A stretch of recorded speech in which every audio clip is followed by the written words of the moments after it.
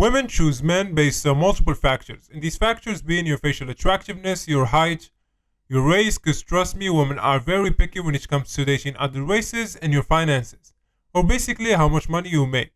The level of importance of each of these factors switch up, and by that I mean it depends, is it just a hookup or is it a long-term relationship? So today I found a study that goes in depth into mate preferences and matching outcomes in online dating, and the results are quite fascinating. I'm gonna share it with you guys and explain it. For those of you who would like to support the channel and get your face evaluated by me with look marks and advice, link will be down in the description. Without further ado, let's get this video started. So to cut you all the boring extra details, I'm just gonna go to the meat or the core of the experiment. We have here 3 tables, one for ethnicity, one for height, and one for the face. So let's start with the most important one in my opinion, and the most ignored by society, the ethnicity one. People, I guess, are just too afraid to discuss it. So this table shows the additional annual income that a man or a woman needs to compensate for their own ethnicity if he wants to date a person from a different ethnic group. The baseline incomes used are $62,500 for men and $42,500 for women. I hope everything is clear here. So for a white man to have equal success with a white woman, he needs nothing. His baseline income is fine, which makes sense. A black man needs $154,000 more to have equal chances with a white woman. Hispanic men need less to have equal success with white women, around $77,000 above baseline. And it finally comes as no surprise that Asian men have it worse with white women, needing an extra $247,000 to have equal chances. What about dating a black woman then? A white man needs an extra $220,000 above baseline. I guess black women wanna keep the bloodline pure. Black men need nothing, which makes sense. Black women would wanna date their own race. Hispanic men need $184,000 more above baseline to date black women. And when we come to the Asian columns, there is no result, which I theorize means that black women barely date Asian men to have enough data to work with. Hispanic women are less greedy when it comes to white men. They need an extra $59,000 to have equal dating chances with a Hispanic woman. Black men need less at around just $30,000 more, which means Hispanic women go for black men more than white men, which I found strange. Hispanic men need $0 extra, which makes sense, it's their own race. And Asian men, there isn't enough data. Damn, nobody wants Asian men. But Asian women are the best, God bless their soul. For white men, they actually need $24,000 less to date them. It means even if you make below the baseline income, it's still fine. Black men need 0, Hispanic men need $28,000 more, and Asian men need 0. The funny thing is, if you are an average white man who makes less than the average Asian man, Asian women will still go for you. Kinda brutal for Asian men. Now when it comes to equal success with men, we see a bunch of zeros and not feasible written everywhere. This means that men simply don't care about how much money a woman makes.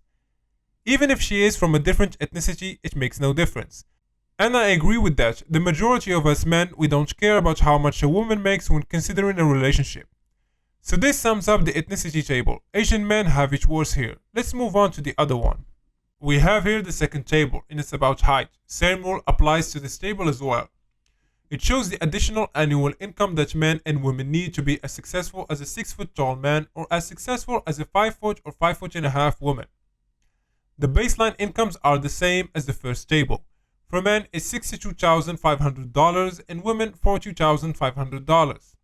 So if you are a 5-foot tall man, you're gonna need $317,000 above what you already make baseline, which almost rounds it up to $500,000 per year, a very small percentage of the population.